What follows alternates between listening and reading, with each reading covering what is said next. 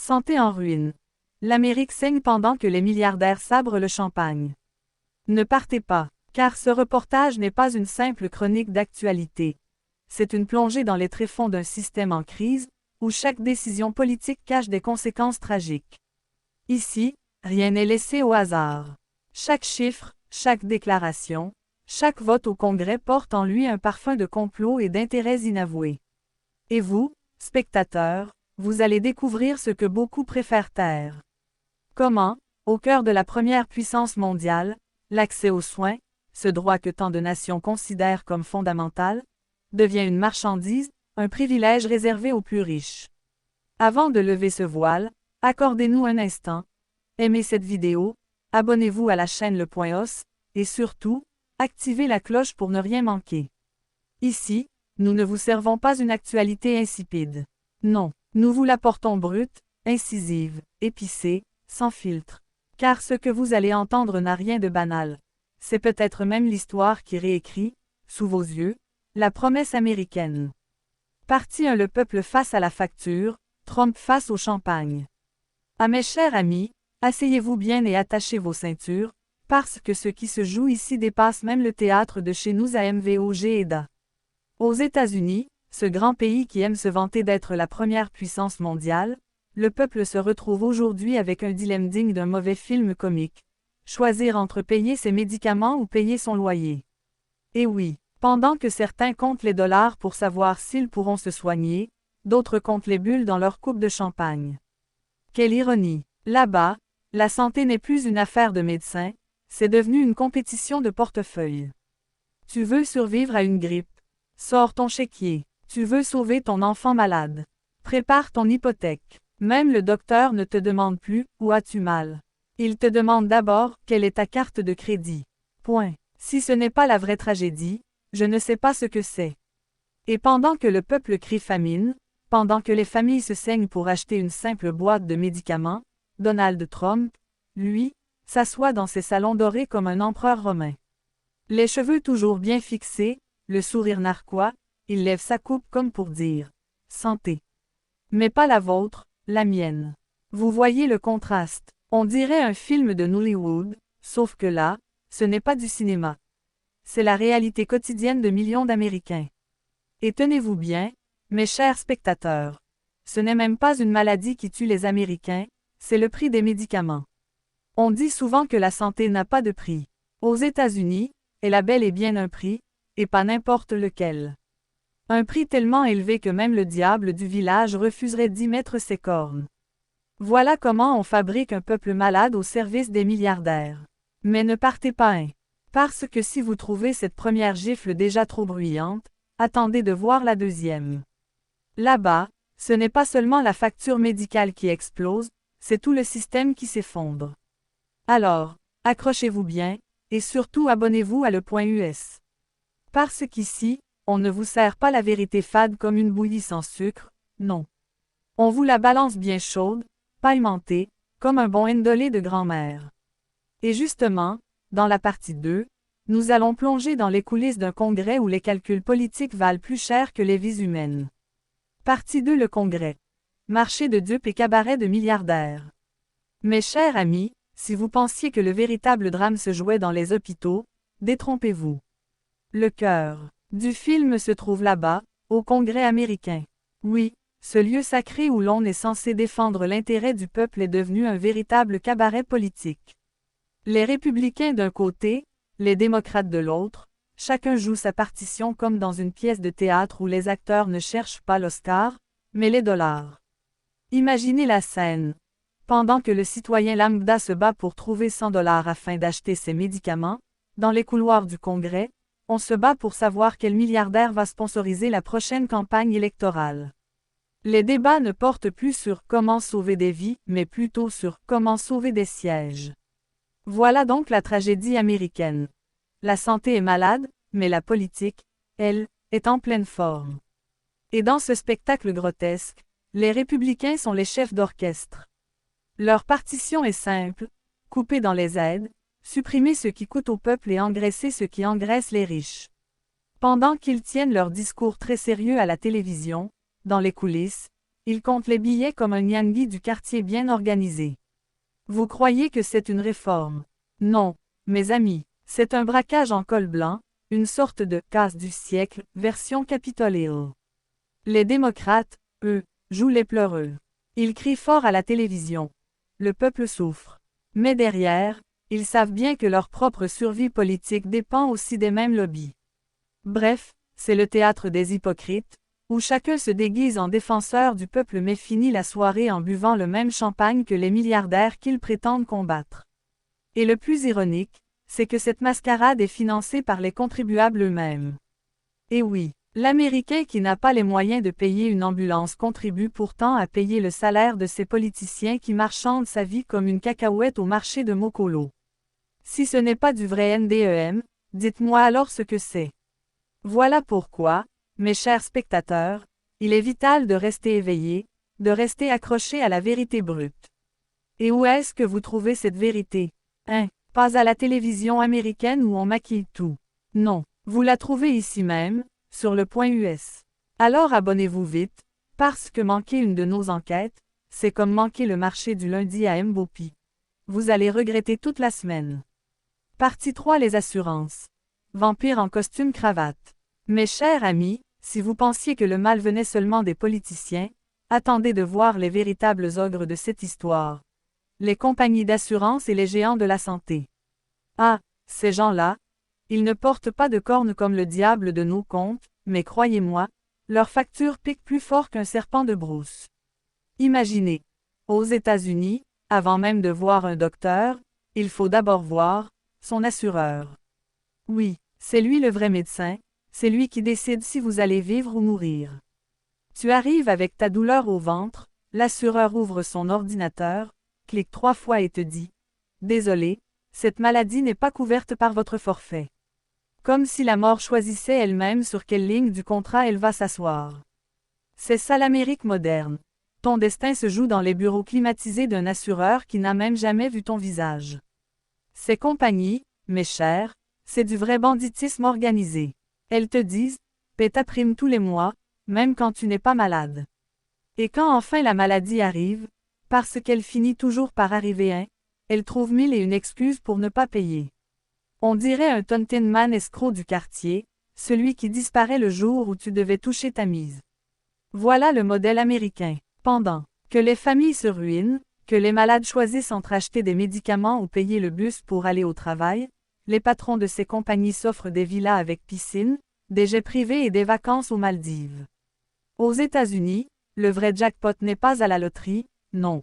Il est dans l'assurance santé. Plus tu refuses de soigner, plus tu deviens riche. Quelle logique! On dirait un proverbe tordu. Quand le pauvre tombe malade, le riche gagne un yacht.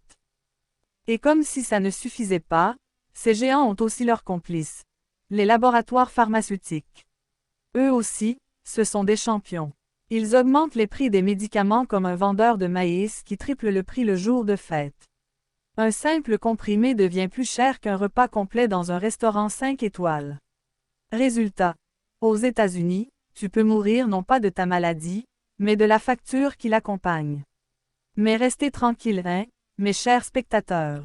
Parce que nous, ici à Le Point Os, on ne vous cache rien. On dévoile ces vampires modernes avec leur sourire Colgate et leur compte bancaire plein comme un Nyangui truqué. Alors si vous ne voulez pas être manipulé comme les autres, abonnez-vous dès maintenant. Abonnez-vous vite, avant qu'une compagnie d'assurance ne vous facture même l'abonnement gratuit. Partie 4 Le bal macabre des milliardaires et la santé qui crie famine. Ah, mes chers spectateurs, accrochez-vous bien. Car si vous pensiez que la crise sanitaire américaine n'était qu'une affaire de chiffres et de rapports froids, vous allez vite déchanter. Ici, c'est le carnaval de l'absurde. Les hôpitaux débordent, les files d'attente ressemblent à des queues de supermarché un samedi matin, et pendant ce temps-là, les milliardaires, eux, rigolent dans leurs bureaux climatisés comme si la misère humaine était un jeu de Monopoly. Même, regardez bien, chaque loi votée, chaque réforme promise est comme une recette de cuisine à l'envers. Plus le peuple crie famine, plus le prix des soins grimpe. Les assurances santé. Ah, ces petites chéries qui promettent sécurité et protection, mais qui, en réalité, sont comme ces arnaques de marché.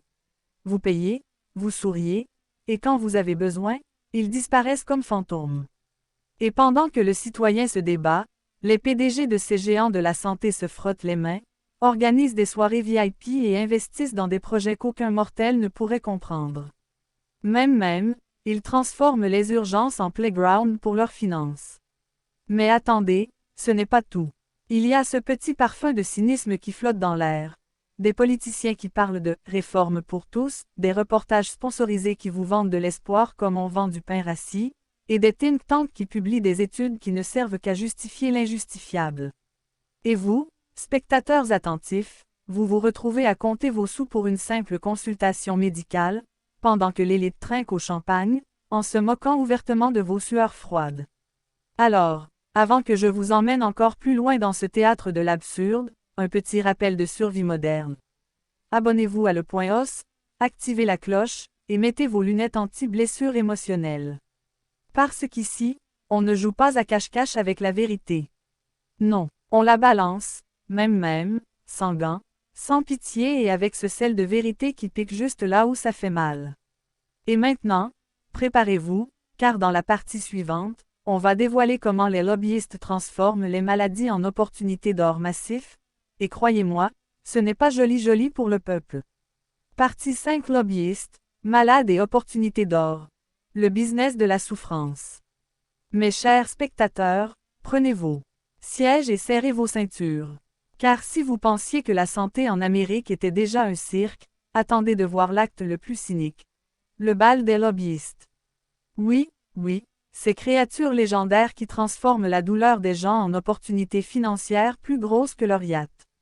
Même, imaginez la scène. Dans les couloirs feutrés de Washington, des hommes et des femmes en costume cravate manipulent des graphiques comme des marionnettes. Chaque maladie, chaque épidémie, chaque crise médicale devient une carte à jouer pour remplir leurs poches. Et vous, pauvres citoyens, vous êtes invités à payer le ticket pour ce spectacle macabre. Vous toussez, ils comptent vos dollars. Vous vous évanouissez dans la salle d'attente. Ils applaudissent en cocktail. Même. Et ce n'est pas seulement de l'argent. Non. C'est un système entier qui transforme la souffrance humaine en produit marketing. Les nouvelles thérapies, des slogans clinquants et des campagnes publicitaires flamboyantes, comme si guérir devenait un luxe de célébrité. Les assurances promettent sécurité, mais en réalité, elles tricotent des labyrinthes de clauses que seul un avocat équipé d'une loupe peut comprendre. Pendant ce temps, les lobbyistes négocient des dérogations, des subventions et des niches fiscales comme s'ils jouaient à Monopoly avec des vrais corps.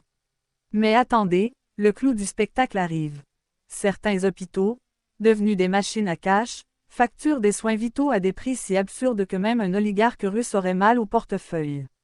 Et pendant que les patients se débattent pour survivre, les PDG de ces institutions souriaient pour la caméra, le champagne à la main, comme si la détresse sociale était un amuse-bouche à leur table de banquet.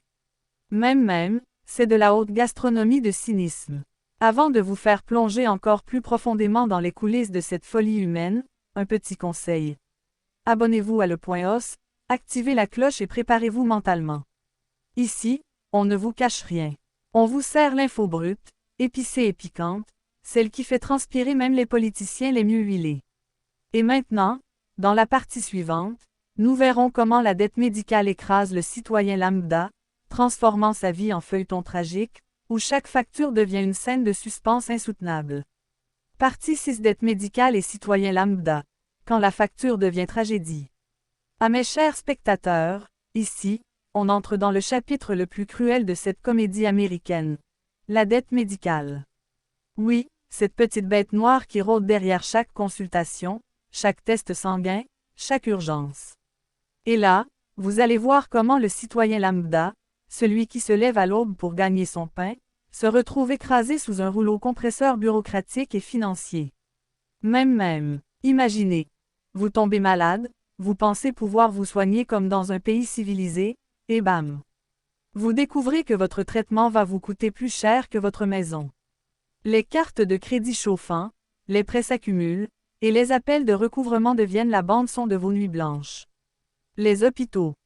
Ces palais modernes où chaque facture est une énigme, chaque reçu un puzzle que personne ne veut résoudre. Même, c'est presque du sport extrême de survie. Mais attendez, ce n'est pas tout. La dette médicale ne se contente pas de vous assommer financièrement, elle vous vole votre dignité. Vous devez choisir entre manger et payer vos soins, ou travailler jusqu'à tomber d'épuisement pour rembourser ces monstres invisibles.